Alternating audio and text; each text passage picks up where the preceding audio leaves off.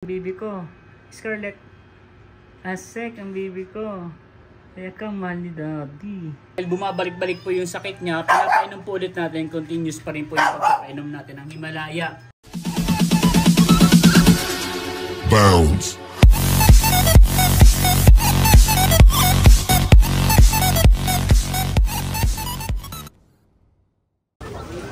Hati sa gitna. Oh, hati lang. Hati sa tatlo. Hati lang.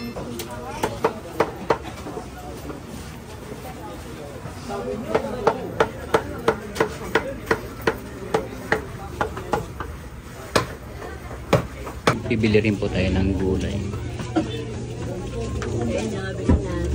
Kangkong, dalawa.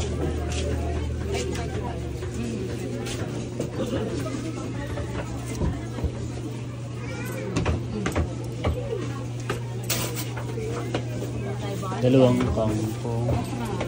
Opa.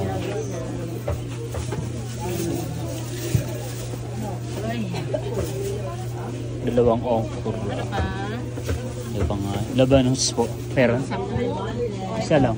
Sige po, yan na po. Tapos po, itong isang balot na ito. 20, ano pa? Iyan lang po. 50, 70. May pangasin. Ito boss, pili lang. Napakamahal po ng mga bilihin. Pero may isang kamatis sa 10 piso. Kaya hindi ko malaman kung paano nila kinuwenta yung 500 pesos budget para sa Noche Buena. Kamusta mga kayami? Isang masaya at isang masarap na vlog na naman ang pagsasaluhan natin. So for today's episode ay nakapamili po tayo nakapamalengke po tayo sa palengke na lulutuin po natin ngayon na sinigang. Yan, sinigang na baboy. Yan, habang wala pa sila ay magluluto po muna tayo. Pero before that ay magkakape po muna tayo. Yan. So meron na po tayo ditong kape. Tayo po muna ay magmimerienda bago po tayo magsaing at magluto ng sinigang. At syempre kakainin na po natin yung pig. Hindi pa nagagalaw. Scarlett! Nandito na yung iyong handa. Hingi kami. Lah, tuwan-tuwa. Haha, cake niya daw yan. Cake niya daw yan. Wow! Yan. Gusto ko kasi sa cake yung yung tumagal muna siya sa ref bago kainin kasi gusto ko yung medyo sticky. Wala ako na paghiwa. Hihiwa na po tayo ng cake. Mga kayami. Salamat Scarlett. Tapos chocolate pala yung laman na ito, no? First time natin bumili ng gantong flavor, no? Vanilla sprinkles. Wow! Saktong-sakto. Pwede kay Scarlett. Siyempre, ang unang hihiwa ay para sa birthday girl. Birthday girl! Scarlett! Gusto mo na ito? Ha? Gusto mo yan? Mamaya. So, merienda po muna tayo mga kayami. Let's go! Magsisimula na po tayo magluto at maghihiwa na po tayo ng mga gulay. Bali ito pong okra ay hindi na po natin puputulin. Okay na siguro po ito.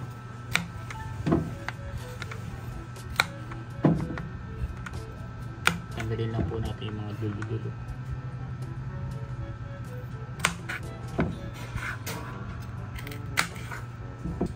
Sunod na po natin itong labanos.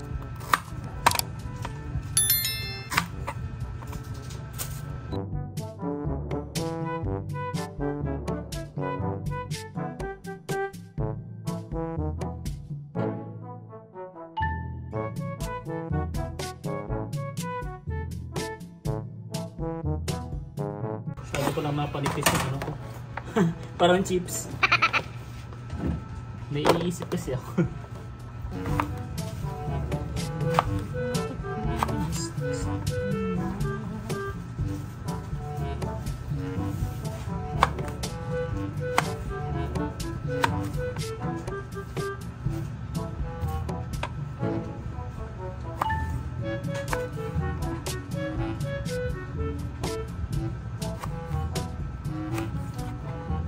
baby ko.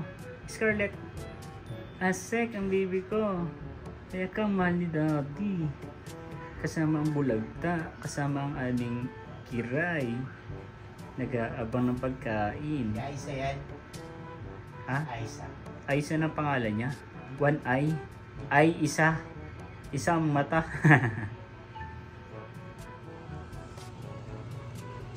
Ayan mga kayami, at tayo ay magluluto na ng sinigang na baboy. Siyempre meron tayong pork, meron tayong gulay, mantika, seasoning. Yan, sa ating kangkong. So, let's go. Haba pong tayo nagluluto ng ulam, ay nagtatatak po si Mandy, si Papa D, ng sideline. Sa gym ulit yan, sa Roshan. Sa mga staff yan, sa mga coach, admin. Ganda ng polo shirt ha. Ganda ng kulay. Wow. Yan. Kasama po natin sa bahay ngayon si Ate Jingjing. Tsaka si Erica. Pauwi lang po galing sa school. Si Erika yan. Ay si ano ba? Si Andre. Galing lang po sa school. Yan. Isa po natin yung sibuyas at bawang.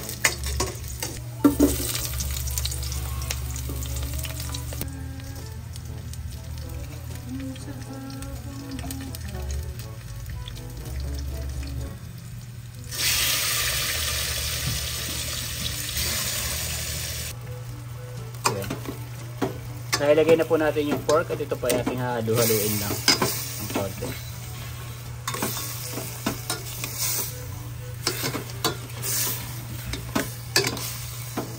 Pag nasangkot siya na po natin yung baboy, dadagdagan na po natin ng tubig.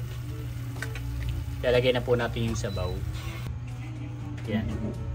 Nailagay na po natin yung sabaw at ilalagay na po natin yung kamatis.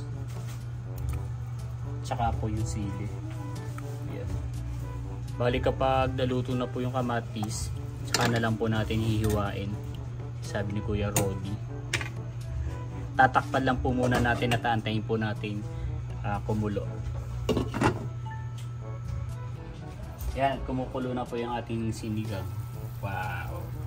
At dahil dyan, sabi ni Chef Rodi, ay atin daw pong hihiwain yung yung kamatis. Chef ano?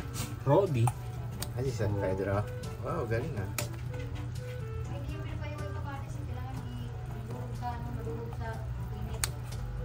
Yan. Wow. Hindi ko alam ang purpose nun kasi hindi tayo cook.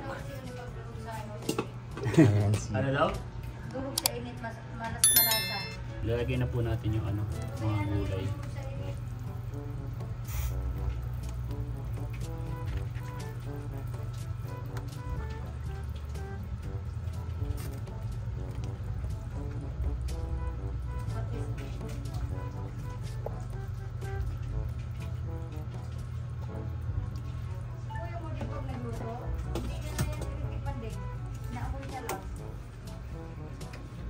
Pag si Kuya daw nagluluto, hindi na daw tinitikman, inaamoy lang. Kasi wala na siyang panlasa.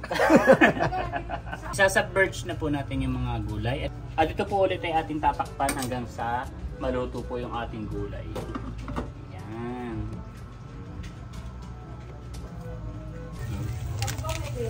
Malambot na po yung gulay at lalagay na po natin yung sinigang mix. Yan. Tapos ay susunod na rin po natin yung kangkong. At maya maya ay pwede na po tayong kumain. Nailagay na po natin yung kangkong at ito po ay ating tatakpan hanggang sa maluto. At maya maya po ay tayo kakain na. Nakaluto na po tayo mga kayami. Nakain na rin at kakain na po tayo. Medyo nalabsak lang yung gulay. Hindi na tayo siya. Balis Kuya Rodi po hindi po akit yun. Naka-stay in siya. Naka-stay in siya sa trabaho, naka-business class siya, doon siya paano. Kaya sila Erica po sa si JRA, nakakain na daw po. Pero pag gusto niya kumain ulit, marami to eh. Babaon na lang ako. Pang-pamilya to. Baon na lang ako. Ako di madala yung kauna. Ito na Excited nang kumain si Uno. Wow, Ah.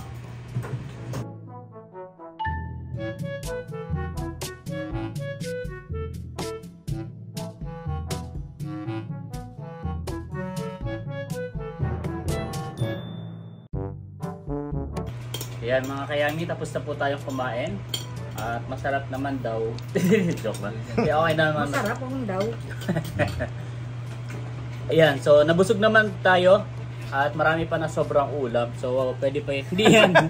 Nandun sa ano. Tapos nakapagbalot din po si Erica para bukas ay may ulam din siya.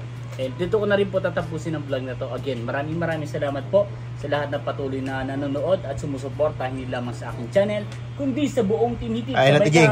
Ayan na, Tiging. Hanggang sa muli para sa isa na namang masaya Ano ba? at masarap na vlog. Ayan. Isa pa. Bye-bye. Bye-bye. Bye-bye. Si bye-bye. Ayan. Eh mga kayami, tapos na nga po tayong kumain at ang kakain naman na yung mga fur babies. Tignan mo naman, lahat ng abang.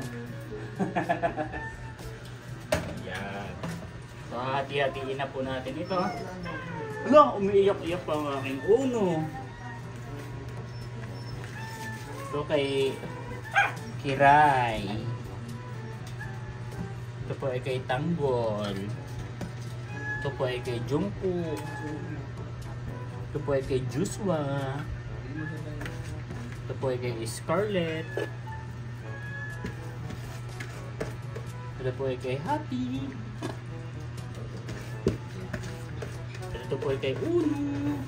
Pinakamarami ang kay Uno. Wala, nagagalit na yan. Yan.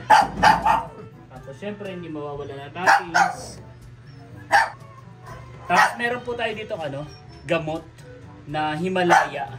Yan, reseta po ito ng vet para sa kay Tanggol. Dahil nung nakaraan nga po, nasaan si Tanggol? Ito. Ayan sa lahat. Yan. So bali nung nakaraan nga po, nagkaroon siya ng sakit.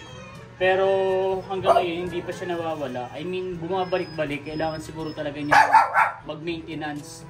Yun, dahil dyan, dahil bumabalik-balik po yung sakit niya, pinapainom po ulit natin, continuous pa rin po yung pagpapainom natin ng Himalaya. Kasi kapag hindi po siya nakakainom niyan, ay nahihirapan po siyang umihi. Yung ihi niya po para may kasamang may kasamang dugo, sabi po sa mga kumakain. Kaya nilalagyan po natin ng dinuro. Kasi hindi naman po niya maiinom yan ng buo, so dinuro po natin yan at ilalagay po natin sa ibabaw para sigurado po na na makain niya po na mainom niya po. At ibibigay na po natin iyan sa ating Tanggol, Kiray, Jungkook, Joshua,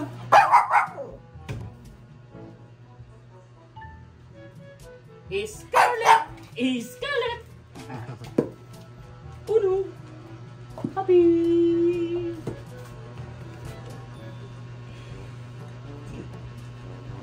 Andrea.